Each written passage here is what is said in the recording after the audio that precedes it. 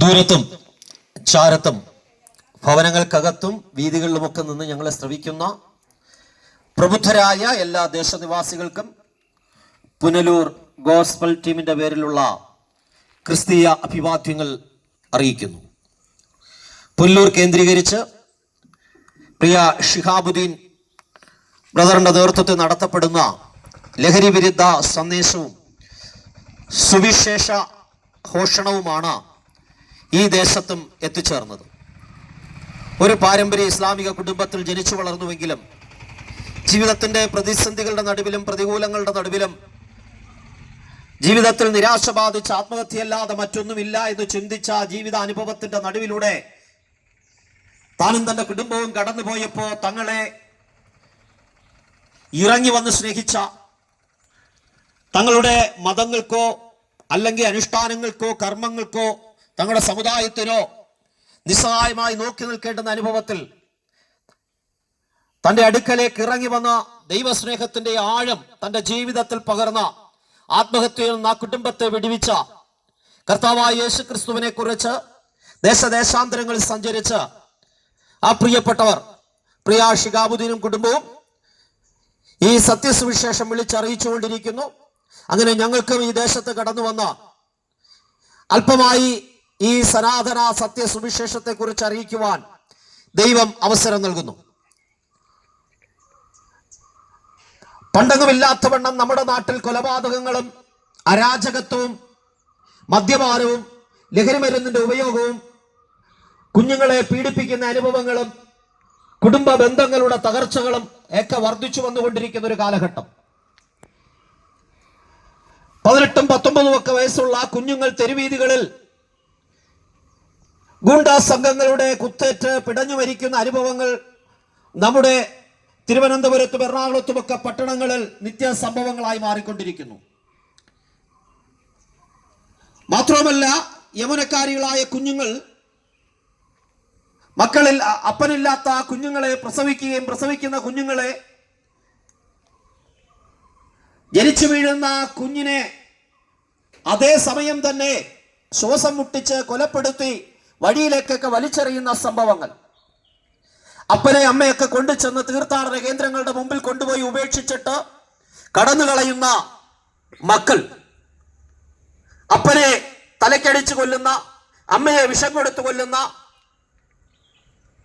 വളരെ സ്നേഹത്തോടെ കരങ്ങളിൽ പിടിച്ച് ഏൽപ്പിച്ച് വിവാഹം നടത്തിവിടുന്ന മക്കളെ മൂർഖരെ കൊണ്ട് കടുപ്പിച്ചു കൊല്ലുന്ന, സൈനൈഡ് കൊടുത്ത് കുടുംബത്തിലെ എല്ലാവരെയും വകവരുത്തുന്ന, അങ്ങനെ ക്രിമിനൽ സ്വഭാവമുള്ള വ്യക്തികളുടെ നാടായി നമ്മുടെ നാട് മാറിക്കൊണ്ടിരിക്കുകയാണ്. എന്തുകൊണ്ട് ഇതൊക്കെ സംഭവിക്കുന്നു എന്ന് ചോദിച്ചാൽ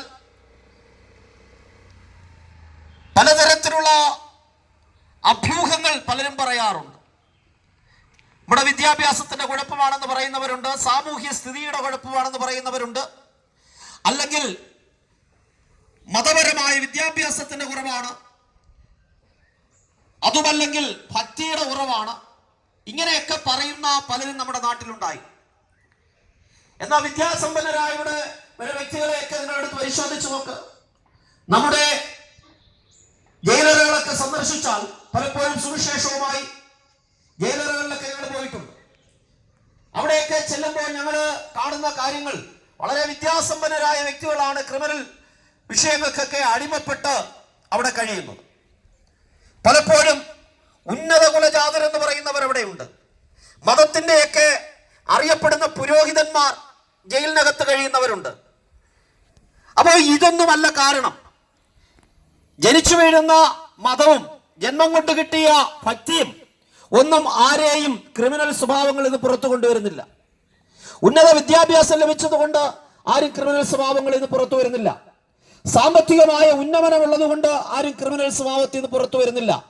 കാരണം മനുഷ്യന്റെ അകത്ത് ക്രിമിനൽ സ്വഭാവങ്ങൾ അത് രൂഢമൂലമായി നിൽക്കുകയാണ്.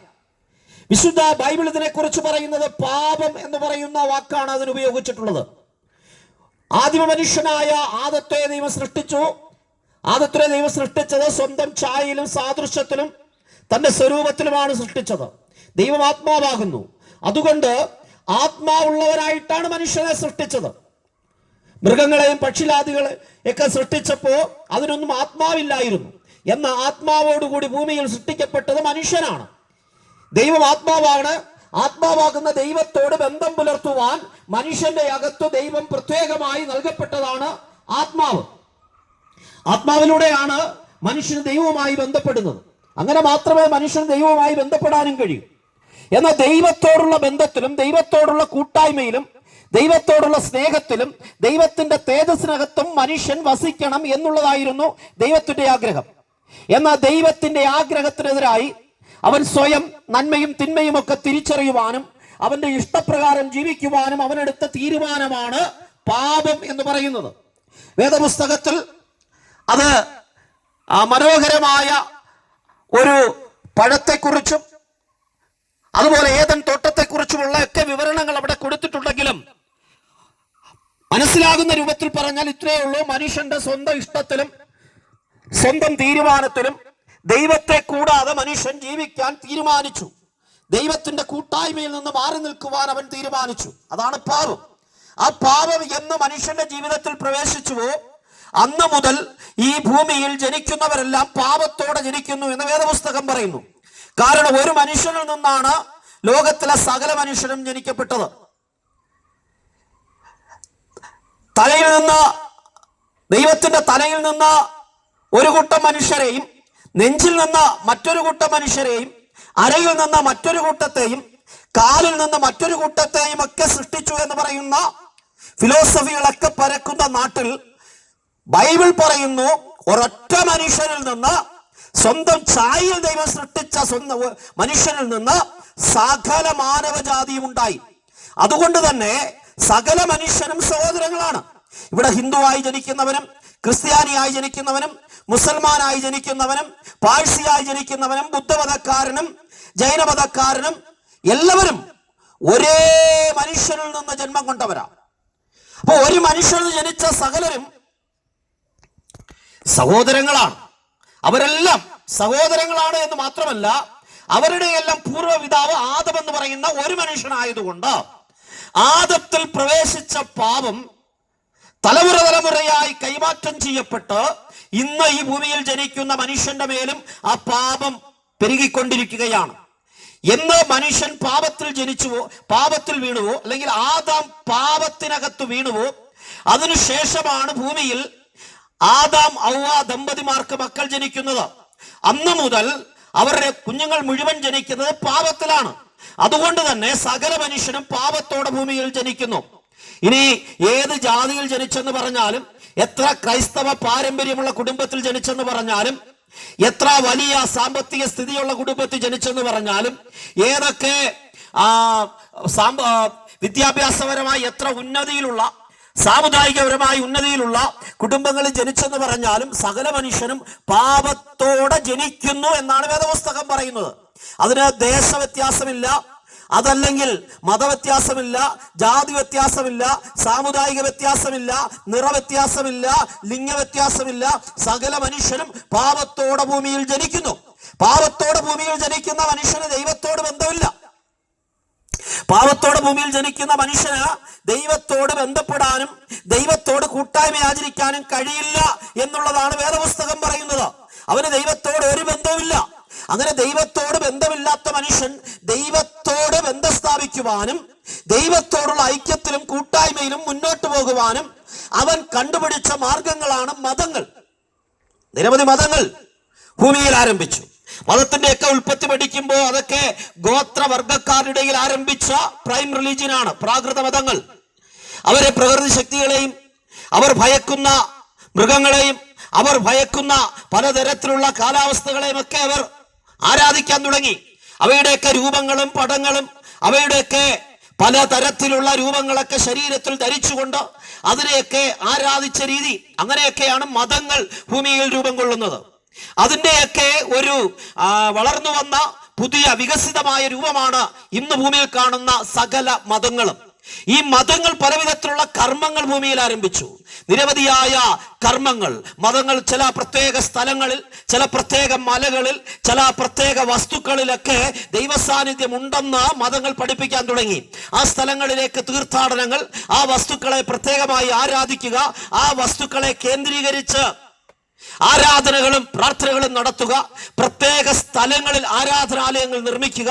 ഇതൊക്കെ ഈ പ്രൈം റിലീജിയനിൽ നിന്ന് ആരംഭിച്ച് മുന്നോട്ട് വന്ന വികസിതമായ രൂപങ്ങളാണ്. ഇന്ന് പകൽ ഞങ്ങൾ നിങ്ങളോട് പറയുന്നു, ഇങ്ങനെ മതപരമായ നിരവധി കർമ്മങ്ങൾ, മതങ്ങൾ നിരവധിയായ നോമ്പനുഷ്ഠാനങ്ങൾ, നിരവധിയായ വ്രതങ്ങൾ, നിരവധിയായ തീർത്ഥാടനങ്ങൾ, നിരവധിയായ ഉത്സവങ്ങൾ, പെരുന്നാളുകൾ, ഇതൊക്കെ മതം ആരംഭിച്ചു. മതത്തിന്റെ ചട്ടക്കൂടിനകത്ത് ജനിച്ചു വളരുന്ന മനുഷ്യൻ ജന്മം കൊണ്ട് കിട്ടുന്ന മതവും, ജന്മം കൊണ്ട് കിട്ടുന്ന ഭക്തിയും, ജന്മം കൊണ്ട് കിട്ടുന്ന ആരാധനയും, ജന്മം കൊണ്ട് കിട്ടുന്ന വിശ്വാസ പ്രമാണങ്ങളും അനുസരിച്ച് മനുഷ്യൻ ജീവിക്കാൻ തുടങ്ങി. എന്നിട്ടും അവന്റെ ജീവിതത്തിൽ സമാധാനവും സ്വസ്ഥതയും ലഭിച്ചില്ല എന്ന് മാത്രമല്ല, അവന് ദൈവത്തോട് ബന്ധം സ്ഥാപിക്കാൻ കഴിഞ്ഞില്ല.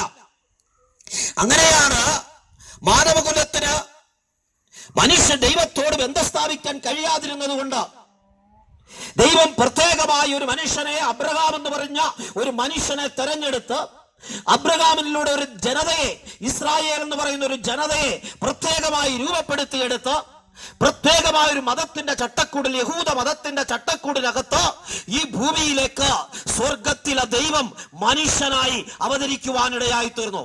ഇന്ന് പകൽ യേശുക്രിസ്തുവിനെ കുറിച്ച് ഞങ്ങൾ ഈ തെരുവോരത്ത് നിന്ന് പ്രസംഗിക്കുമ്പോ യേശുക്രിസ്തു ആരാണ് എന്ന് ചോദിച്ചാൽ, മറിയത്തിന്റെ ഉദരത്തിൽ നിന്ന് ഭൂമിയിലേക്ക് ജനിച്ചു വീണ ഒരു മനുഷ്യൻ മാത്രമല്ല, അതിനപ്പുറത്ത് ആദിയിൽ ദൈവമുണ്ടായിരുന്നു, ആദിയിൽ വചനമുണ്ടായിരുന്നു, വചനം ദൈവമായിരുന്നു, വചനം ദൈവത്തോട് കൂടെയായിരുന്നു, വചനം ദൈവമായിരുന്നു എന്ന് യോഹന്നാൻ സുവിശേഷകൻ പറയുന്ന വചനമെന്ന യേശുക്രിസ്തു ഈ സകല സൃഷ്ട പ്രപഞ്ചത്തെയും ദൈവം സൃഷ്ടിച്ചപ്പോ ദൈവത്തിന്റെ അസ്തിത്വത്തിനകത്ത് ത്രിയേകനായി ഉൾക്കൊണ്ടിരുന്ന ദൈവം, ആ ദൈവമാണ് ഒരു കന്യകയുടെ ഗർഭപാത്രത്തിനകത്ത് യേശുവായി ഈ ഭൂമിയിലേക്ക് ജനിക്കുവാനിടയായി തീർന്നത്.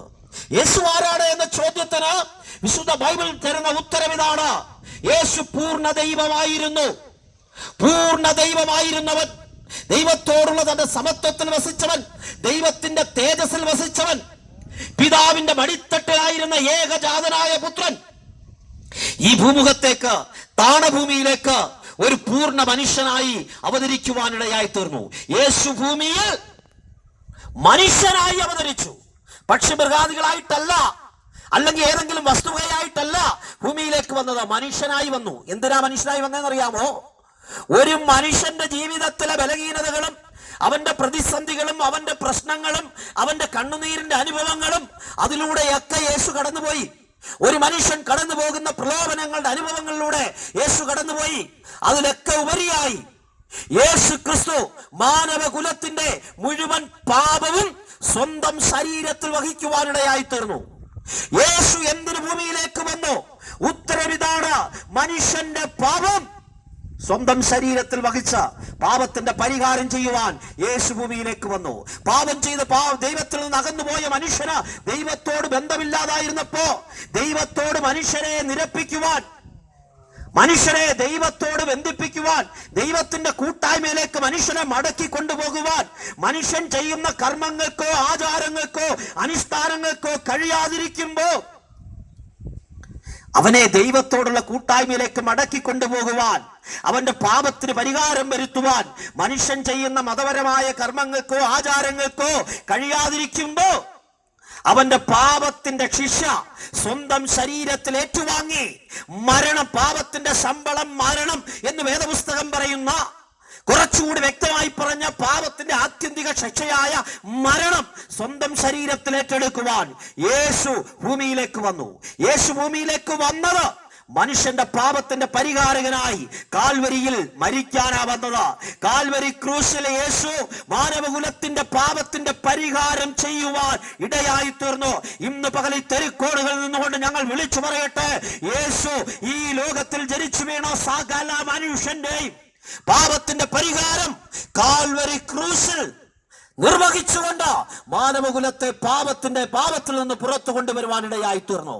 ഇനി പാപത്തിന്റെ പരിഹാരത്തിനായി നടത്തപ്പെടുന്ന കർമ്മങ്ങൾക്കോ ആചാരങ്ങൾക്കോ അനുഷ്ഠാനങ്ങൾക്കോ പാപത്തിൽ നിന്ന് മനുഷ്യനെ പുറത്തു കൊണ്ടുവരാൻ കഴിയില്ല. മറിച്ച് ഇതൊരു കർമ്മമാർഗമാണ് അല്ല, ഇതൊരു വിശ്വാസ മാർഗമാണ്. മനുഷ്യന്റെ കർമ്മം കൊണ്ട്, മനുഷ്യൻ ചെയ്യുന്ന ഏതെങ്കിലും പ്രവൃത്തി കൊണ്ട്, അവൻ കത്തിക്കുന്ന ഏതെങ്കിലും ഒരു മെഴുകുതിരി കൊണ്ട്, അവൻ നടത്തുന്ന തീർത്ഥാടനം കൊണ്ട്, അവൻ നടത്തുന്ന ഏതെങ്കിലും കർമ്മങ്ങൾ കൊണ്ട്, ആചാരങ്ങൾ കൊണ്ട് പാപത്തിൽ നിന്ന് അവന് പുറത്തു വരാൻ കഴിയുമായിരുന്നെങ്കിൽ തന്റെ ഏകജാതനായ പുത്രനെ ദൈവം ലോകത്തിലേക്ക് അയക്കില്ലായിരുന്നു. എന്തുകൊണ്ട് യേശുവിനെ ദൈവം ലോകത്തിലേക്ക് അയച്ചു? കാൽവരിയിൽ തകർത്തു കളഞ്ഞു, കാൽവരിയിൽ യാഗമാക്കി മാറ്റി. കാരണം മനുഷ്യന്റെ കർമ്മങ്ങൾ കൊണ്ട്, ഒരു കർമ്മവും കൊണ്ട് അവന് പുറത്തു വരാൻ കഴിയില്ല, പാപത്തിൽ നിന്ന് പുറത്തു വരാൻ കഴിയില്ല.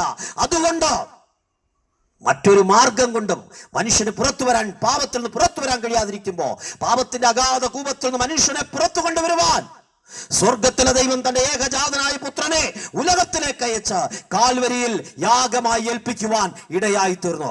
ഇന്ന് പകൽ അതുകൊണ്ട് ഈ പകൽ യേശുവിൽ വിശ്വസിക്കുന്നവർക്കാണ് പാപമോചനം ലഭിക്കുന്നത്. യേശുവിനെ കുറിച്ച് അറിവുണ്ട്. ജനിച്ചു വീണതേ ക്രൈസ്തവ കുടുംബത്തില. ഒത്തിരി സഭകളുടെ പാരമ്പര്യങ്ങൾ മുമ്പിലുണ്ട്. 2000 വർഷത്തെ പാരമ്പര്യം പറയുന്ന മലങ്കര സഭകൾ നമ്മുടെ നാട്ടിലുണ്ട്. പക്ഷേ അതുകൊണ്ട് ഒരു മനുഷ്യന് സ്വർഗരാജ്യത്തിൽ, ദൈവരാജ്യത്തിൽ പ്രവേശിക്കാൻ കഴിയില്ല. ദൈവരാജ്യത്തിൽ പ്രവേശിക്കണമെങ്കിൽ യേശുവിനെ വ്യക്തിപരമായി ജീവിതത്തിൽ ദൈവവും കർത്താവുമായി അംഗീകരിച്ച അവന്റെ കർത്തൃത്വത്തിന്റെ കീഴിൽ ജീവിക്കുവാൻ തീരുമാനിച്ച് അവനു വേണ്ടി പരസ്യമായി നിൽക്കുന്ന ഒരു വ്യക്തിക്ക് മാത്രമേ ദൈവരാജ്യത്തിൽ പ്രവേശിക്കാൻ കഴിയുകയുള്ളൂ. ആർക്കും എന്നേക്കും ഭൂമിയിൽ ജീവിച്ചിരിക്കാൻ കഴിയില്ല. എത്ര നാളെ ജീവിച്ചാലും ഒരു ദിവസം മരണം നമ്മെ കീഴടക്കും. യേശു ക്രിസ്തു ഉയർപ്പിച്ച ലാസറും മരിച്ചു. എന്നെ കേൾക്കുന്ന പ്രിയപ്പെട്ടവരെ, നമ്മുടെയൊക്കെ പിതാക്കന്മാർ മരിച്ചു, മാതാക്കൾ മരിച്ചു, നമ്മളും മരിക്കും. ഇന്നല്ലെങ്കിൽ നാളെ മരണം നമ്മളെയൊക്കെ കീഴ്പ്പെടുത്തും. എന്നാൽ മരണത്തിനപ്പുറം ഒരു ജീവിതമുണ്ട്. അതിനെക്കുറിച്ച് വളരെ വ്യക്തമായി പഠിപ്പിച്ച ഗ്രന്ഥമാണ് വിശുദ്ധ വേദപുസ്തകം. മരണത്തിനപ്പുറമുള്ള നിത്യജീവനിൽ പ്രവേശിക്കുവാൻ ഈ ഭൂമിയിൽ വെച്ച് ആരും നിത്യജീവൻ പ്രാപിക്കുന്നുവോ അവർക്ക് മാത്രമാണ് മരണത്തിനപ്പുറവും നിത്യജീവനിൽ എത്തിച്ചേരാൻ കഴിയൂ. നിത്യജീവൻ മരണത്തിന് ശേഷം ലഭിക്കുന്നതല്ല, മറിച്ച് നിത്യനായ ദൈവത്തോട് കൂടെ ജീവിക്കുവാൻ ഭൂമിയിൽ വെച്ചെടുക്കുന്ന തീരുമാനമാണ്. ആ തീരുമാനം കർമ്മത്തിലൂടെയല്ല, മറിച്ച് ക്രിസ്തുവിലുള്ള വിശ്വാസത്താലാണ്. അതുകൊണ്ടാണ് വേദപുസ്തകം പറയുന്നത്, അവനെ കൈക്കൊണ്ട് അവന്റെ നാമത്തിൽ വിശ്വസിക്കുന്ന ഏവർക്കും ദൈവമക്കളാകുവാൻ അവൻ അധികാരം കൊടുത്തു. ക്രിസ്ത്യാനിക്കും ഹിന്ദുവിനും മുസൽമാനും യഹൂദനും പാഴ്സിക്കും ജൈനനും ആരാകട്ടെ, ഏത് മതവിഭാഗത്തിൽപ്പെട്ടവനും ദൈവരാജ്യത്തിൽ പ്രവേശിക്കാൻ ഒരേ ഒരു മാർഗം, യേശുവാകുന്ന മാർഗം. വഴിയും സത്യവും ജീവനും ഞാനാകുന്നു എന്ന് യേശു കർത്താവ് വിളിച്ചു പറയുന്നു. യേശു പറയുന്നു, എന്നിലൂടെ അല്ലാതെ ആരും പിതാവിന്റെ അടുക്കൽ എത്തുന്നില്ല. എങ്കിൽ ഇന്ന് പകൽ ദൈവരാജ്യത്തിൽ എത്തിച്ചേരാൻ ഒരേ ഒരു മാർഗമേ ഉള്ളൂ, യേശു എന്ന മാർഗം. യേശു ആകുന്ന വഴി ജീവനും പുനരുത്ഥാനവും യേശു ക്രിസ്തുവാകുന്നു. ക്രിസ്തുവിലൂടെ അല്ലാതെ ആർക്കും ദൈവരാജ്യത്തിൽ എത്തിച്ചേരാൻ കഴിയില്ല. ഒരു മതത്തിന്റെ പാരമ്പര്യങ്ങൾ കൊണ്ടും, ഒരു സഭയുടെ പാരമ്പര്യങ്ങൾ കൊണ്ടും, ഒരു വിധത്തിലുള്ള പുണ്യവാള ഭക്തി കൊണ്ടും, അതല്ലെങ്കിൽ അത്തരത്തിലുള്ള ഒരു കർമ്മങ്ങൾ കൊണ്ടും ഒരു മനുഷ്യനും ദൈവരാജ്യത്തിൽ പ്രവേശിക്കാൻ കഴിയില്ല. ദൈവരാജ്യത്തിൽ പ്രവേശനം നമ്മുടെ പാരമ്പര്യം നോക്കിയല്ല, നമ്മുടെ ഭക്തി പ്രകടനം നോക്കിയല്ല, നമ്മൾ നടത്തുന്ന കർമ്മങ്ങൾ നോക്കിയല്ല, നമ്മുടെ സമ്പത്ത് നോക്കിയല്ല, വിദ്യാഭ്യാസം നോക്കിയല്ല, ക്രിസ്തുവിലുള്ള നമ്മുടെ വിശ്വാസമാണ് ദൈവരാജ്യത്തിലേക്ക് നമ്മെ പ്രവേശിപ്പിക്കുന്നത്. ഒരേ ഒരു മധ്യസ്ഥൻ, ഏക മധ്യസ്ഥൻ, അത് യേശു ക്രിസ്തുവാണ്. സ്വർഗത്തിനും ഭൂമിക്കും മധ്യേ, മനുഷ്യനും ദൈവത്തിനും മധ്യേ പാപത്തിന്റെ പരിഹാരനായി കാൽവരിയിൽ മരിച്ച് ഉയർത്തെഴുന്നേറ്റ് ഇന്നും ജീവിക്കുന്ന, തന്നെ കാത്തിരിക്കുന്നതിന്റെ വൃതന്മാരെ ചേർക്കുവാൻ മധ്യാകാശത്ത് വേഗത്തിൽ വെളിപ്പെടുന്ന ഒരേ ഒരു മധ്യസ്ഥൻ, അത് ഞങ്ങൾ പ്രസംഗിക്കുന്ന യേശു ക്രിസ്തുവാണ്. ക്രിസ്തുവിലൂടെ അല്ലാതെ ആർക്കും ദൈവരാജ്യത്ത് പ്രവേശിക്കാൻ കഴിയില്ല.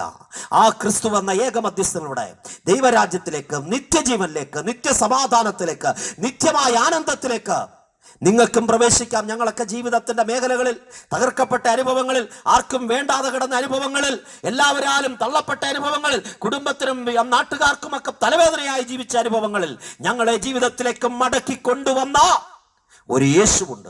ആ യേശുവിനായി തെരുവോരത്ത് ഉയർത്തുന്നത്. ഞങ്ങൾ അനുഭവിക്കുന്ന നിത്യമായ സമാധാനത്തിലേക്കും ആത്മരക്ഷയിലേക്കും നിത്യമായ ആനന്ദത്തിലേക്കും നിങ്ങളെയും ക്ഷണിച്ചുകൊണ്ട് ഈ വാക്കുകൾക്ക് വിരാമം കുറിക്കുന്നു. ദൈവം എല്ലാവരെയും സഹായിക്കട്ടെ, അനുഗ്രഹിക്കട്ടെ.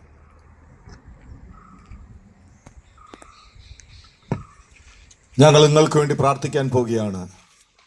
പരിശുദ്ധ ദൈവമേ, സ്വർഗ്ഗം നല്ല കർത്താവേ, അനുഗ്രഹീതമായ നിമിഷത്തിനായി സ്തോത്രം. പ്രദേശത്ത് കടന്നു വന്ന് അങ്ങയുടെ സത്യസുവിശേഷം അറിയിപ്പാൻ ഏഴകളങ്ങ് ബലപ്പെടുത്തിയല്ലോ. ഇത് ശ്രദ്ധിച്ചുകൊണ്ടിരുന്ന എല്ലാ പ്രിയപ്പെട്ടവരെയും ദൈവകരങ്ങളിലേക്ക് ഏൽപ്പിച്ച് പ്രാർത്ഥിക്കുന്നു. അവരായിരിക്കുന്ന മേഖലകളെ കാണുന്ന ദൈവം, അറിയുന്ന ദൈവം, അവസ്ഥകളെ അറിയുന്ന ദൈവം കർത്താവെ അനുഗ്രഹിക്കും മരണമേ. ഈ ദേശത്തെ അനുഗ്രഹിക്കും മരണമേ പിതാവേ. ഇവിടുത്തെ കൃഷിമേഖലകളെ കർത്താവ് അനുഗ്രഹിക്കണമേ. ഏതെങ്കിലും വിഷയത്തിൽ ഭാരപ്പെടുന്നുവെങ്കിൽ, രോഗത്തിൽ ഭാരപ്പെടുന്നുവെങ്കിൽ ദൈവമേ, സൗഖ്യദായകനായ എൻ്റെ ദൈവം ആ കരം നീട്ടി അവരെ തൊട്ട് സൗഖ്യമാക്കുമാറണമേ എന്ന് കർത്താവെ പ്രാർത്ഥിക്കുന്നു. അത് ദാമ്പത്യ ജീവിതം തകർച്ചയിലായിരിക്കുന്നുവെങ്കിൽ അല്ലെങ്കിൽ അതിനെ പണിയുന്ന ദൈവം ഇന്ന് പൽക്കാലം പണിയും മാറണമേ. ഏത് വിഷയത്തിലാണോ ഭാരപ്പെടുന്ന വിഷയത്തിന്മേൽ ഇന്ന് പൽക്കാലം ദൈവത്തിന്റെ കരം ചലിക്കേണ്ടതിനായി ഞങ്ങൾ പ്രാർത്ഥിക്കുന്നു. പിതാവിന്റെയും പുത്രന്റെയും പരിശുദ്ധാത്മാവിന്റെ നാമത്തിൽ ഈ ദേശത്തെ അനുഗ്രഹിച്ച് പ്രാർത്ഥിക്കുന്നു. ഈ ദേശത്ത് കടന്നു വന്ന് ഇത്രത്തോളം വചനം അവർക്ക് കേൾക്കൊണ്ടൊക്കെ ഇടയായല്ലോ. ആ ദിവ്യ സമാധാനം കർത്താവ് വചനത്തിലൂടെ അവരുടെ ഹൃദയത്തിൽ പകരേണ്ടതിനായി പ്രാർത്ഥിക്കുന്നു. ഞങ്ങൾ കടന്നു പോകുന്ന മാറാത്ത ദൈവത്തിന്റെ സാന്നിധ്യം ഞങ്ങളോടും കൂടെ ഇരിക്കും മരണം. ഇത്രത്തോളം സഹായിച്ച ദൈവത്തിന് നന്ദി പറയുന്നു. ആമേൻ. കർത്താവേ, വേഗം വരണമേ. യേശുക്രിസ്തു പാപികളെ രക്ഷിക്കുന്നു. യേശുക്രിസ്തു രോഗികളെ സൗഖ്യമാക്കുന്നു. യേശുക്രിസ്തു പരിശുദ്ധാത്മാവിനെ ദാനമായി നൽകുന്നു. യേശുക്രിസ്തു രാജാവായി വേഗം വരുന്നു. ദേശമേ, നിന്റെ ദൈവത്തെ എതിരേൽപ്പാൻ ഒരുങ്ങിക്കൊള്ളുക. ഹല്ലേലൂയ, ഹല്ലേലൂയ, ഹല്ലേലൂയ. ആമേൻ. കർത്താവേ, വേഗം വരണമേ. ഇത്രത്തോളം ഞങ്ങളെ ശ്രമിച്ച എല്ലാ പ്രിയപ്പെട്ടവർക്കും ഗോസ്പൽ ടീം പുന്നലൂരിന്റെ പേരിലുള്ള നന്ദിയും കടപ്പാടും അറിയിക്കുന്നു. കർത്താവേ, ഇവരെ അനുഗ്രഹിക്കുമാറാകട്ടെ.